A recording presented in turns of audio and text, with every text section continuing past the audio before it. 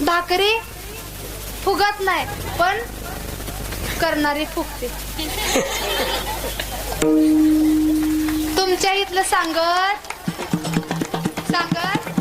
नाही तुम्हाला वाईट वाटायचं. अरे कीर्तनकार आणली आणि तिनं आमची माप काढली. आमच्या तिकडचं सांगते, तुम्ही वाईट वाटून घेऊ नका.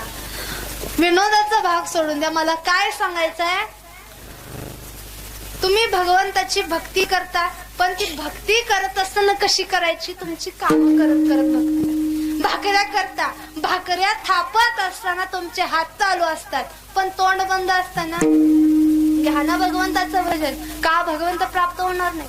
का भगवंताची तुमच्या आमच्यावरती कृपा होणार नाही? अहो माता मौलाना, तुम्ही स्वयंपाक करता, ते जेवण बनवलेलं अख्खं कुटुंब जेवण करतं. तुमच्या हातामध्ये किती ताकद असेल. तुम्ही जर भगवंताची भक्ती करत स्वयंपाक केला तर ते स्वयंपाक नुसतं जेवण, ते अन्न नाही तर अमृता समान ते अन्न होईल आणि संपूर्ण कुटुंब ते जेवण करेल. एवढी ताकद त्या नामस्मरणामध्ये. म्हणून साधू